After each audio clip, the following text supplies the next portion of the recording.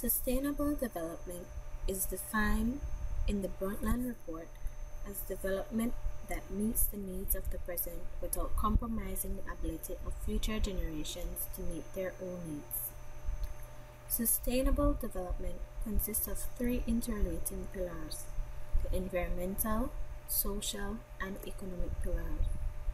The foundation of the social pillar, which is the emphasis of this short video, is to improve the quality of life of our social capital, to coexist with each other, and to have an ethical responsibility to take action against injustices of any kind.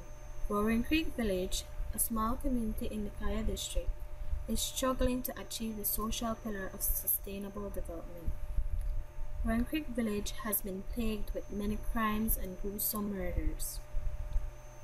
The villagers in Roaring Creek, especially our youth, are inconvenienced by lack of engaging activities to build bonds among each other. Adding to that is the availability of drugs. Roaring Creek has a high rate of teenage pregnancy. The village also has a high rate of high school dropouts who are quickly acquainted with the gangs and drug dealers present around almost every corner. Villagers in Roaring Creek fear for their lives and the lives of their loved ones, and are always alert because of the fear and uncertainty of what will happen at any given moment. The unfortunate circumstances plaguing Roaring Creek has a ripple effect on the country and the world at large in achieving the Sustainable Development Goals. I spoke with Stephen Diaz, President of Belize Youth Empowerment for Change, who attended the regional meeting on population and sustainable development in Barbados on the 25th to 27th of August 2015. Discussions were centered around the integration of the Sustainable Development Goals, an international conference on population and development beyond 2014, and Caribbean Youth Agenda. He shared a brief overview. About 2 to 3 weeks ago, I was invited by the United Nations Population Fund, which is a huge stakeholder in the Caribbean region, that discussed ideas around reproductive health and also integration into different development agendas. We had a regional meeting in Barbados which spoke to developing a document which spoke to the Caribbean priorities, which would feed into a regional consensus document, which a discussion is to be held in Mexico City from the 6th to the 9th of October, discussing the regional priorities towards the Sustainable Development Agenda, which would be discussed at the United Nations. Most of the discussions that were held in Barbados was around reproductive health and linking reproductive health to different key thematic areas within the Sustainable Development Agenda, and having different groups see the potential within reproductive health as a key entry point into the discussions that would take place for the next 15 to 20 years of the world's development. Already, contributions towards different discussions has taken place at the United Nations towards the Sustainable Development Agenda, post-2015, and also the new Sustainable Development Goals. And there have been countless negotiations which have happened around these entire discussions, which sustainable development is a key component to most of the discussions that will take place for now and for our future generations.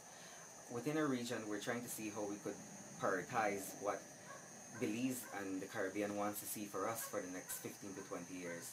And we've mainly highlighted areas within the thematic areas of health, within environmental sustainability, also within energy. We're looking into clean, sustainable energy towards the future. We're looking into migration as well, safe and legal migration. We're also looking into ideas around border security, protecting our borders. Some of these were discussions that came about in the Barbados discussions around sustainable development, that Belize also has to take into consideration our integrity as a country and our contributions that we have as a nation towards the region. As stated by Stephen, discussions with regards to the social pillar of sustainable development were focused mainly on migration and sexual and reproductive health, which includes family planning.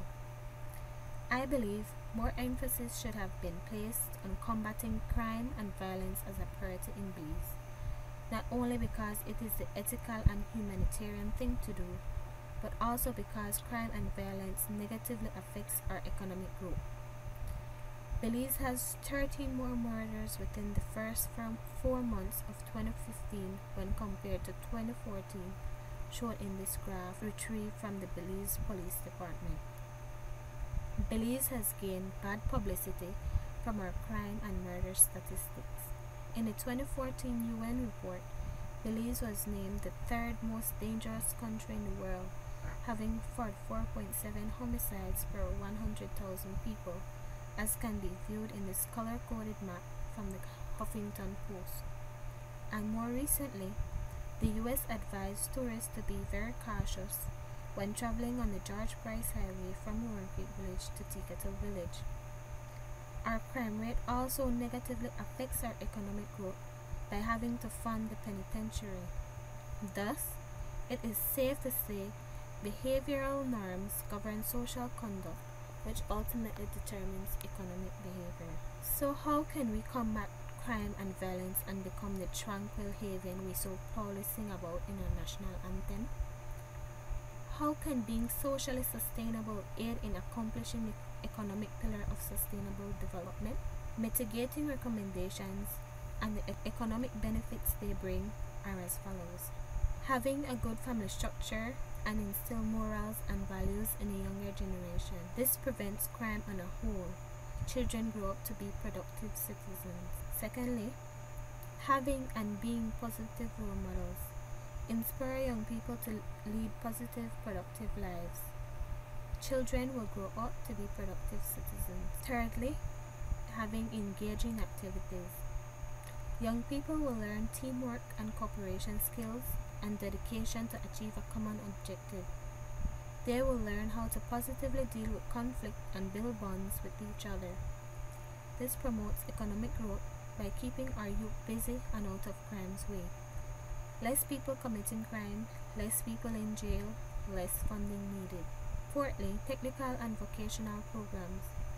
Most young people who drop out of school are talented in other areas. Making technical and vocational programs more accessible to these young people will further develop their trade, which they can capitalize on, whether that means being gainfully employed or working for themselves. Lastly, provide opportunities for ex-convicts. When released from jail, ex-convicts are placed in society with knowledge and experience from various sectors of employment, from agriculture to architecture. However, when placed in society, ex-convicts are not given the chance to showcase their acquired trade because of the stigma given to them. Ex-convicts should be given the opportunity to gain employment, which possibly keeps them from going back to jail. In conclusion, I reiterate that more funds need to be invested in the social aspect of our Belizean communities. A couple years from now, Belize will be at war on the concrete streets made possible via Petrocaribe. Infrastructural development is meaningless if our citizens face constant degradation.